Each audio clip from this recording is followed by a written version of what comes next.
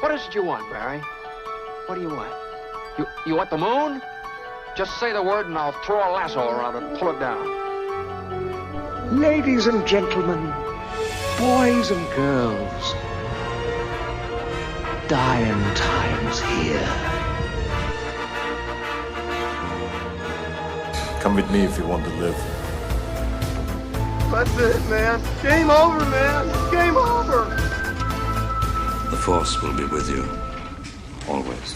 Ladies and gentlemen, welcome back to 20th Century Geek. I'm your regular host, Scott Weatherly, and it's the end of another quarter. We've gone to our Patreons. We've asked the question, what shall I do for the last episode of the quarter? Our 30-minute thoughts. What shall I ruminate on? What shall I discuss for 30 minutes?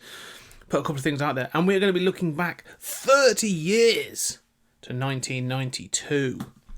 Now, there's a reason we chose 30 years. I chose some of the years, actually, but 30 years is important. I think I talked about this. Maybe not on this, actually. Maybe for the Patreon 30-minute thoughts. 30 is a nice round number, and it's also a generational number. So when you look at, like, Back to the Future is a good example of this. Like, you know, from 85 to 55 to 2015, you know, there's those jumps.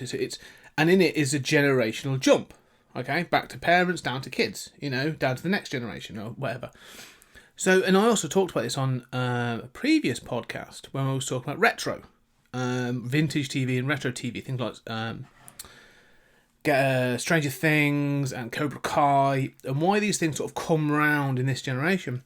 Because 30 years later, or slightly over 30 years, but in that general 30-year sort of period, the people that watched it as kids are now the ones in the industry. Like, you know, they've grown up and got to a level where they can actually do what they want to do. And so they bring in all those elements.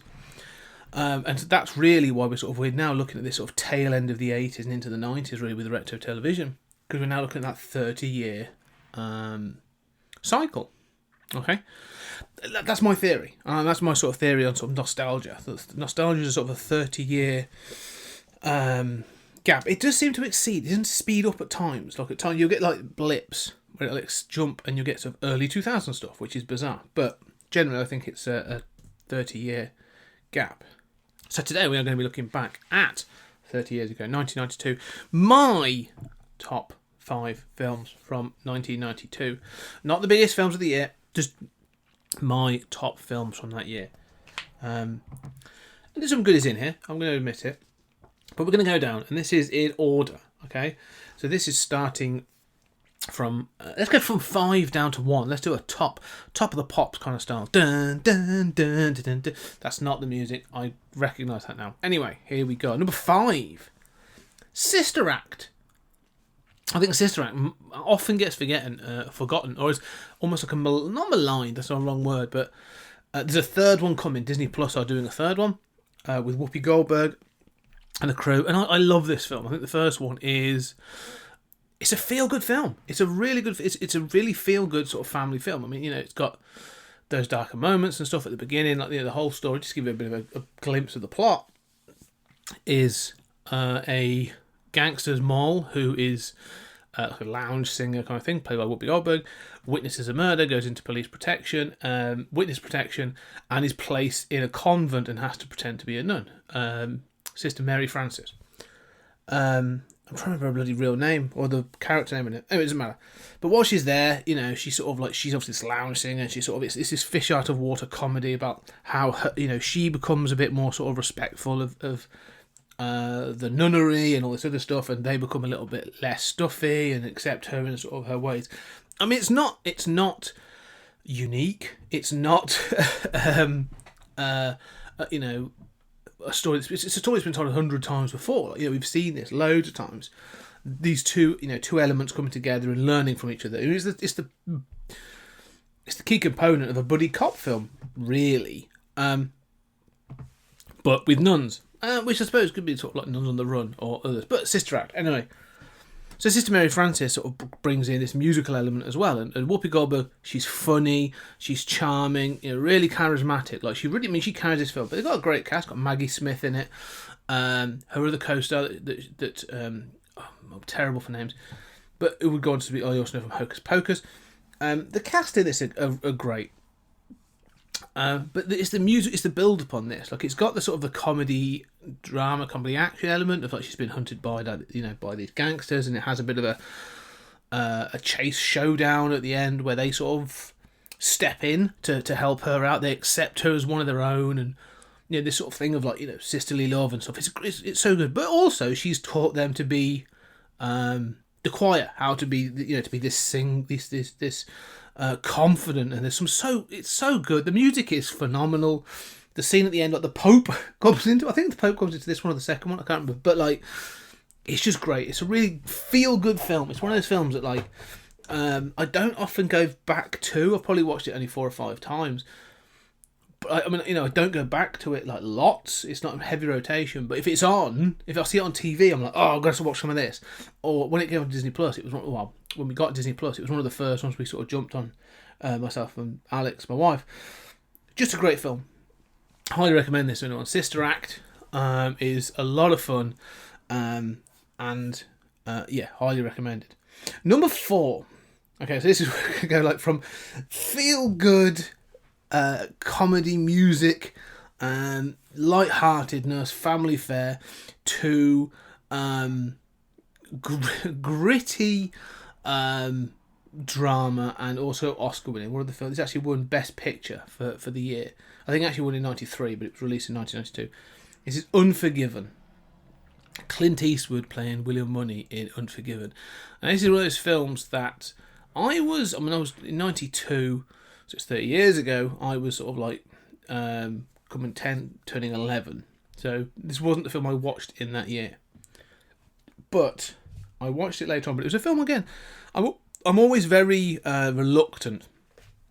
I'm a bit of a pain when it comes to these things. So any film that is Oscar winning and everyone gives it all this buzz and all this other stuff, you hear all this stuff, I'm always the one that's like, I'm not bothered. Why would I want to see it? I'm a contrarian in that respect. So it took me a while to get round to this story. It really did take me a while to get round to this. I didn't watch it. It was probably like, it would have been VHS at the time. I watched it when it was released. I remember it being in Blockbuster, so it was a couple of years later, and picking it up because I'd heard so much about it, and watch it, and absolutely being blown away by this film. Like, I'm not big on westerns. There are a couple that those ones that stand up like this, Tombstone, the Spaghetti Western, the Man with No Name trilogy. There's a couple of others that sort of stand out. But I'm not like one. I don't go back and watch like all the John Wayne stuff. I don't go back and watch Cary Grant. Like, I'm not a Western kind of guy. It's not really. But this film is so good, and it sort of just carries itself with such gravitas. This whole film has got. If anything, I often think of this film. I pair this film with like Gladiator. Now, not for spectacle, but they just have there's a kinship. There's a spirituality that I feel with both those films, of these historical sort of epics about an individual being trapped in a situation that is so good. But with this film, like Clint Eastwood, the story is very much a man that's retired from being the gunslinger. I mean, this is the end of Shane, right? I mean, this is the. If Shane from 1954 is about the gunslinger looking to sort of settle down, but ends up, I'm not going to spoil it, but ends up not settling down. But this is that sort of thing, like, he does settle down. This is like the end of Shane if he had stayed, raised a family, but had never really been able to sort of, not so much give up, but detach himself from that person that he was before. There's a resentment, maybe a bitterness, that having to sort of live this life as a farmer for his kids and stuff. Like, and it shows it in the start of the film, him more like troubling with these pigs and things.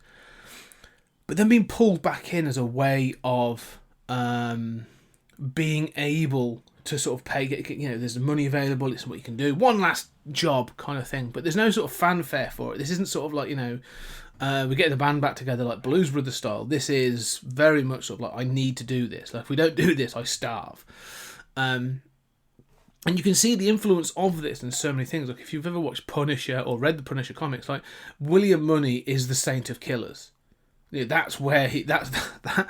If William Money got home and found his children were dead, like, that is the saint of killers. And so this character, this Clint Eastwood's this is the man with no name. It just Unforgiven is the end of a cycle for Clint Eastwood, very much so. Like, it's him bringing these characters to an end. Much like I think like The Rookie was supposed to be sort of bringing Dirty Harry to a close to hand off to a next generation. I feel that Unforgiven is the same. It's like him bringing the man with no name to a close as well. But the fact is, like, this film is so expansive. It's got Gene Hackman is phenomenal in it. Morgan Freeman is great in it. But the story's like he's hired, like a prostitute gets knifed, carved up, and they hire this gunman to sort of to take revenge, and it obviously gets a bit out of hand, and but it turns into sort of like a series of gunfights, and then there's sort of, I'm not going to spoil it because it's so good. But the story, there is a story almost in this, and you can read it in many different ways. That sort of not being able to, like, let go of who you are, but also this idea of, like, not so much not going home again, but, like, the danger of going back to do something and unleashing something that you were before. I mean, again, the film Logan, the Wolverine film Logan that was released, that sort of taps up Shane, but to me is way more about Unforgiven in that similar way, and again has a similar sort of spiritual sort of, if you're going to sort of shift this into the comic world, that's what Logan is. But yeah, Unforgiven is stands the test of time. It's I'll be honest with you, if I was to list out all of the films that won Best Picture from, was it 20 whatever it is, about 100 years, it's not 26 I think, 28, 27, something like that. But certainly the 1920s to now, there are very few that I would stand up and say that's stood the test of time. Like, that deserved to be Best Picture. It's, either that represents a really poor year, but nevertheless. Unforgiven. Highly recommend it. Go out and get it. Not if you're looking to, like, Sister Act is your good time, and Unforgiven is going to be quite hard hitting. Not one for the kids. But if you've ever watched the Spaghetti Westerns, if you ever watched A Man with No Name or any of those, like, seriously, check out Unforgiven. Phenomenal film. Okay, moving on now. Number 3. We've done 5, we've done 4. Number 3. And this is the end of a trilogy. And this is a trilogy I watched in reverse. And I've got to confess this for a reason. And I'll tell a little story about how I got to see this film. And the film is Evil Dead 3, or The Army of Darkness, starring Bruce Campbell as Ash Williams when he gets jettisoned back into medieval England that looks nothing like medieval England. It's clear. It looks like sort of more like Southern Europe, or most likely, more probably, California, where it was possibly shot. But it's definitely not Europe. Definitely not England, at least. But the idea is that Ash Williams, after the events of Evil Dead 2, is thrown back in time to a period where the Necronomicon is being fought over between these sort of like medieval knights and the Deadites. And it culminates in a sort of a big battle, and he's able to use his sort of modern know-how and modern technology to contribute to the battle and all this other stuff. Like, it's brilliantly done. It's got some fantastic sort of creature effects, some of the skeletons, and the fact that Bruce Campbell plays his evil version of himself, Evil Ash, all shot up and broken up and stuff, is brilliant. There's some great sort of miniature work, but it's also just fun. Like, and this is one of the things I have to say about Sam Raimi and the Evil Dead trilogy. The Evil Dead trilogy is all over the place. Like, thematically and tonally, it's probably one of the most inconsistent trilogies ever made. The first one is this sort of really sort of like dark and pretty sort of like, aiming for true horror, like indie film, with gross out humour and some like cheap scares, but like independent sort of style scares, but is great. Evil Dead 2 like cranks up the crazy and inserts humour, really still going for the gore and the gushing of blood, but is going really for a sort of a charm that the first one doesn't have. And then the third one just throws out all of that stuff and goes for a completely different story to tell almost like a fantasy horror story about time travel and men out of time, and like what they said, sort of like the person in King Arthur's court kind of thing, sort of this idea of being sort of trapped in the past. But it works. It's fun. It's silly. Like I say, Bruce Campbell is really good in it. But the reason I saw this first is, I knew of at least of Evil Dead 2. I'd never seen it, but it's one of those. I think I'd seen it, that skull with the eyes cover at the video shop. And again, I didn't see this in 92. I saw this probably in 94, 95. But being well aware of those, never having really seen them, I was in an Argos, which is like a catalogue-based shop. You go in, you put the numbers in the thing, and you take up the receipt up to the till, and they'll get you the item, you pay for it. Right. But between two catalogues, this is in the 90s. They didn't have the technical machines that I remember. They had you'd go up and actually look in a book to get the number to write on a piece of paper. But there was a copy of Army of Darkness on VHS sat on the top of this table, and I'm looking around and like, is this a display item? No, there's a VHS in it.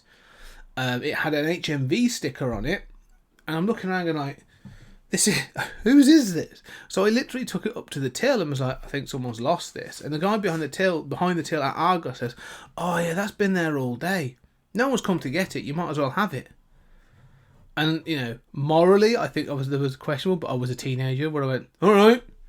So I popped it in my pocket or carried it wherever I went and took it home and just watched it on VHS. And I was like, all right, yeah. So that was the first one I saw. And then I mentioned it to the guy at our video store, who said, well, then you should really watch 2. Again, this was a much earlier time where like video shops and video shop owners were akin to, in this country at least, akin to comic book guy from The Simpsons, in that sort of vein. They were either really, really rude and horrible and sort of like, pretentious, or they were just some dude that sort of had all these like weird films under the counter and were like, if you like that, you should really try watching this. And, like it's a Survivor, go on. And so that's how I saw it. Like I saw them sort of like, I was clearly too young, but watched them through this Dave's video that existed in Horsley Park in Coventry. But again, Army of Darkness has stuck with me. Of the trilogy, I think I alternate between Evil Dead 2 and Army of Darkness with whether they're my favourites. But it always stands out to me. Like you can watch it sort of independently, like cause there's a preamble that sort of tells you the events of Evil Dead 2, but you're best to watch the whole thing. You really are. I recommend it. But Army of Darkness stands out to me. It's a sort of a major film for me in my lifetime. And so that's number 3.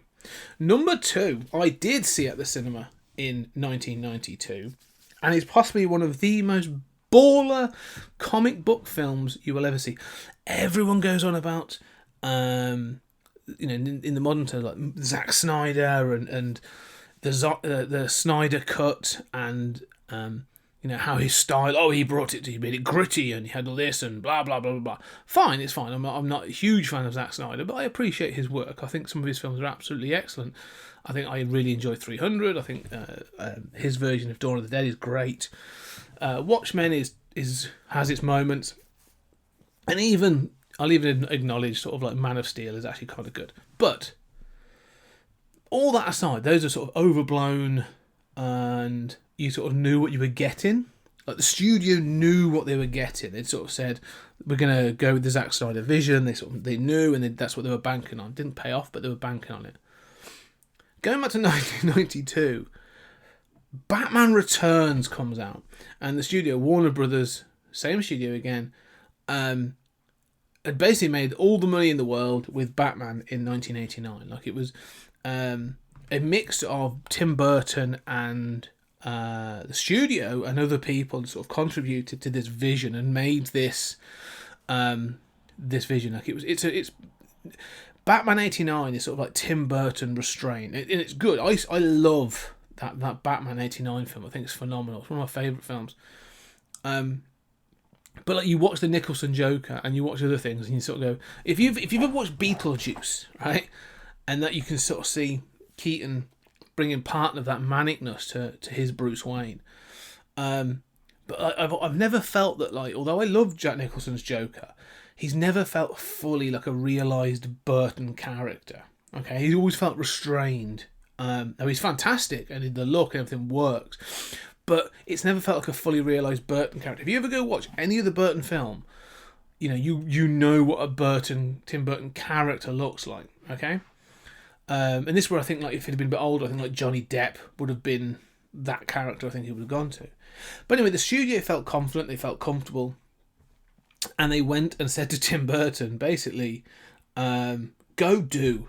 You have got the reins. Go make your Batman film. This is Batman Returns. And he said, well, I want Catwoman. Brilliant, have Catwoman. We're going to have Michelle Pfeiffer. I want Danny DeVito as the Penguin. Go do. And I want Christopher Walken. And basically sort of like just keeps creating this world. And what you get is a fully realised Tim Burton movie. It is a Tim Burton movie. So it's a dark, gothic, verging on horror at times, Batman telling. Now, there are problems with it. I love it. I mean, it's a Christmas film as well. Like it's set at Christmas, right? Whether it's a Christmas film, different story. But it's set at Christmas. You get all these moments, but the characters, like if you watch, like for the circus characters, that the Penguin sort of goes around with, like all the designs are so typical Burton. The swirly nurse, the sort of like things coming to sort of like a peaked end and sort of trailing off, and just all the designs feel like Tim Burton drew it and then they've realised it into sort of some sort of reality. If anything in it, Batman feels like the most real thing out of the three. But like Danny DeVito's Penguin is a revelation. Like that was Penguin to me. I'd seen like the '66 one with Burgess Meredith, but like DeVito's Penguin was just an absolute mind fuck. I loved it. And so yeah, this film, and obviously like Michelle Pfeiffer. Watching Michelle Pfeiffer in 1992 as an 11-year-old was like a sexual awakening to me in a way that I was not expecting. But that film is amazing. Like, as a 15, I still managed to get to see it. That another one, but we'll have to explain one day how sort of like sometimes you could get into films like that and sometimes you couldn't, but it worked. And that film is phenomenal. Another one that's absolutely fantastic. I love the aesthetic of it. I love the sort of one of the things I love most about, I love the theme. Danny Elfman's music in that film. I've got the CD of that, and I've got the digital, and it's just one of those soundtracks I can just listen to in the background, and it just makes my day. It's one of the most phenomenal soundtracks, scores even. Sorry, I'm just checking stuff, but yeah, it's the opening preamble of like the two parents. One of them being played by your man. What's his Playhouse? Oh Christ, what it is now? But yeah, them dumping the baby over the carriage. They've had this disfigured baby, and they dump it into the river, and it's raised by penguins. Like it's insane. But because it has this sort of like gothic quality to it, it's like a warped fairy tale in which Batman is a part. Works. I mean, let's not forget that Batman just out and out kills people in this film. Like, at one point, he puts dynamite down some fat dude's pants and kicks him into a hole to be blown up. Like, it's not all good. Doesn't all work. But I do love this film. It's on regular rotation. I watch it almost every year around Christmas. But yeah, it's so much of a defining vision of how I saw Batman. Like, I love Batman '89, but I was too young to fully appreciate it. So Batman Returns became this sort of like was like this big Batman awakening for me, where I was like, oh, okay, that's the character. I love this character. But like, and that Penguin is my Penguin. I know it's not the Penguin from this book, the original comics, but like Dan DeVito's Penguin is just amazing to me. So yeah, so Batman Returns stands out for that year. Number one, and again, this is another one of those defining films I've gone back to a number of times, and I've read the source material. There's a comic version of it. Of the source material I've read. I've got. But the film itself is up there as one of my favourite horror films of all time, and that is Candyman. I think Candyman is it obviously came out in '92, so it's 30 years old, and we obviously had the sequel, the Lego sequel, come out. That again, I really like that Lego sequel. But this original film, one of the things that's funny about Candyman,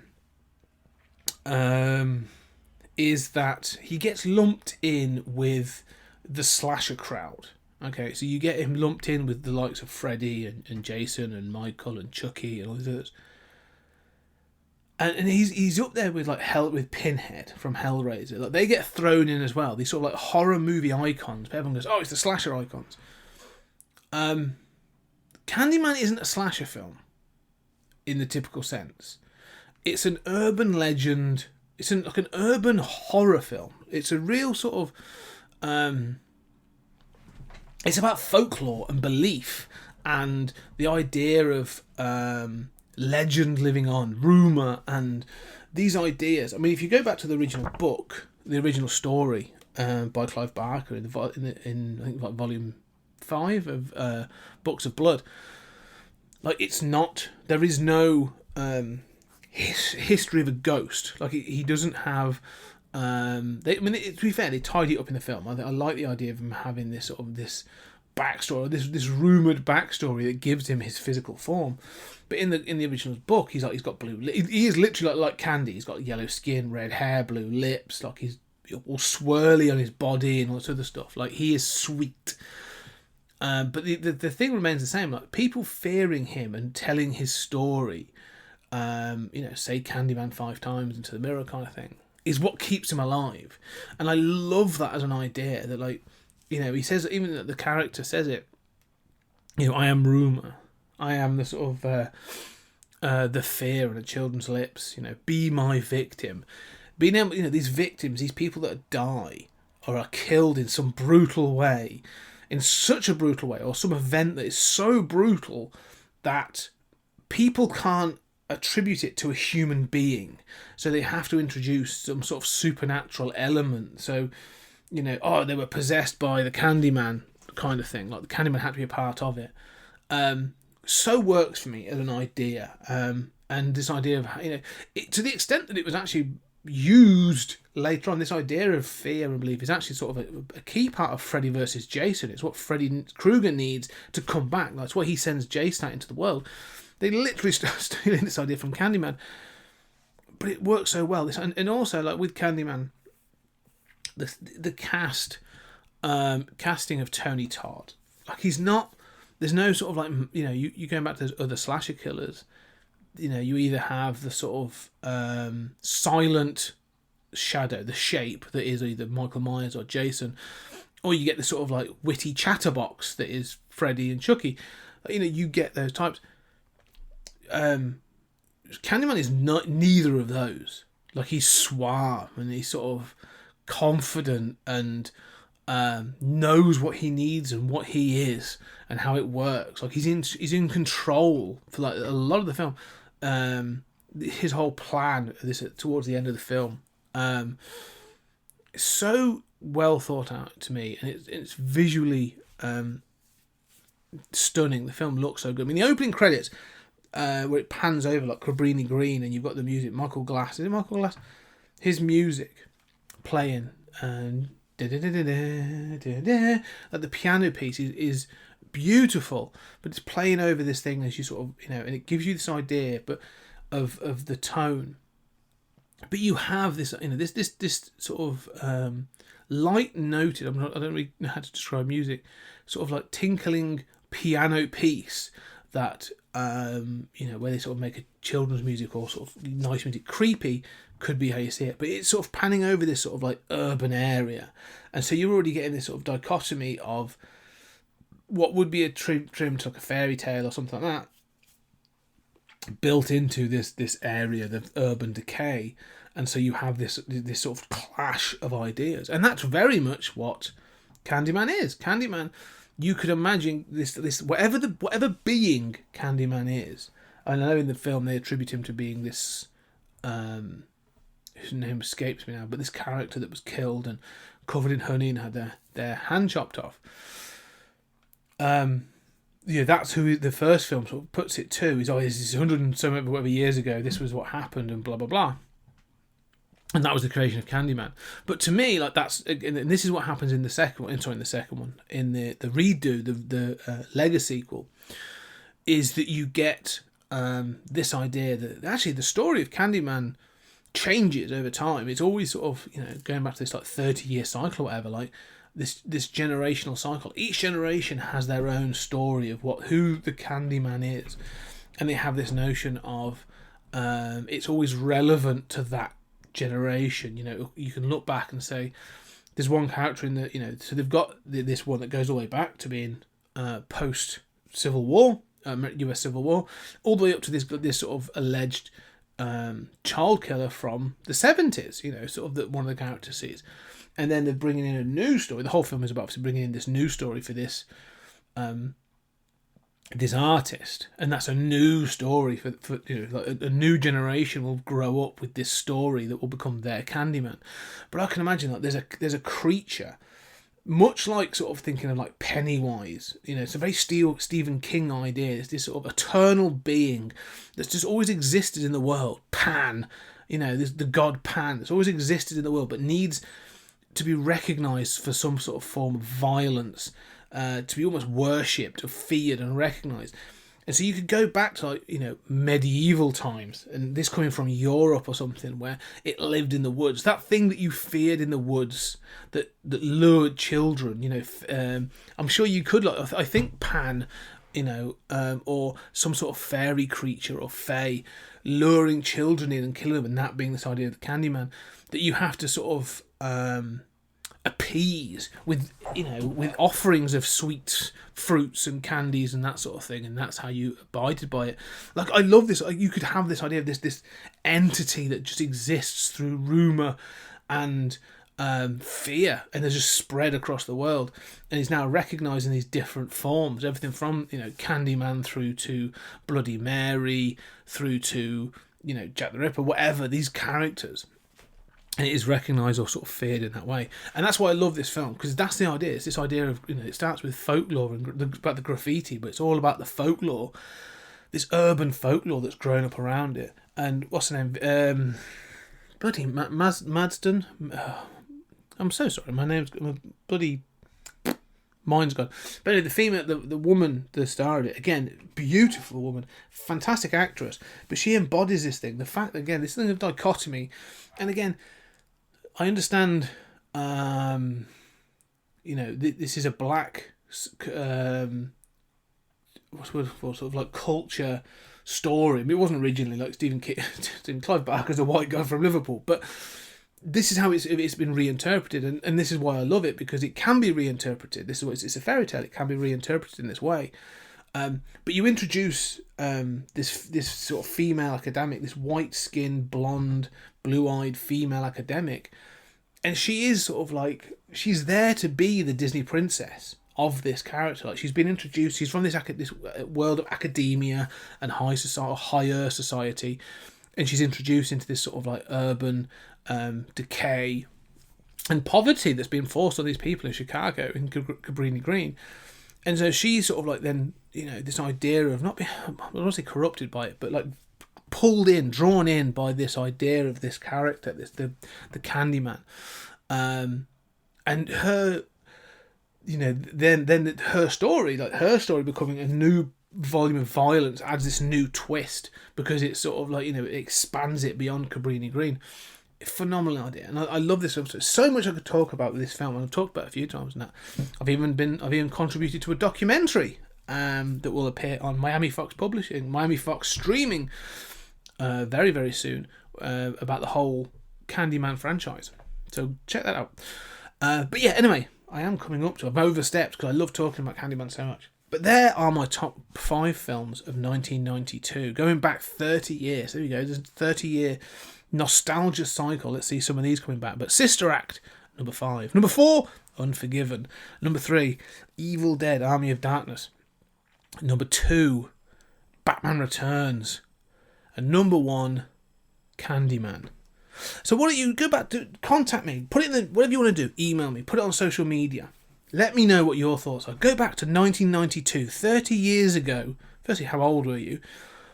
But what are your top 5 films from 1992? Those films that have just hit the 30-year mark. Let me know. I'll be fascinated to find out. But anyway, this has been 30-minute thoughts. This is the end of another quarterly cycle. We'll be back soon with story time, and I'll be talking about The Mezzotint by M.R. James, ready for Halloween. We're going to be doing The House on Haunted Hill for then and again. And we've got so much other stuff coming up. Obviously, we've got Desert Island Comics, another thing of Now That's What I Call. So much more as we go through the last quarter of the year. But for now, if you enjoy what you're doing, or enjoy what we're doing, please leave a review, because we really appreciate it. Any feedback is fantastic feedback. Go check out the Patreon. There's a link down below.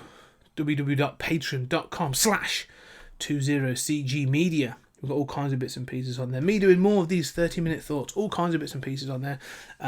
We've got Trekking Through the Twilight Zone. And me and Julian Darius talk about every episode of the Twilight Zone. And then I do Creator Corner, where I have a creator come on, talk about what they are doing and other wider topics around the creation process.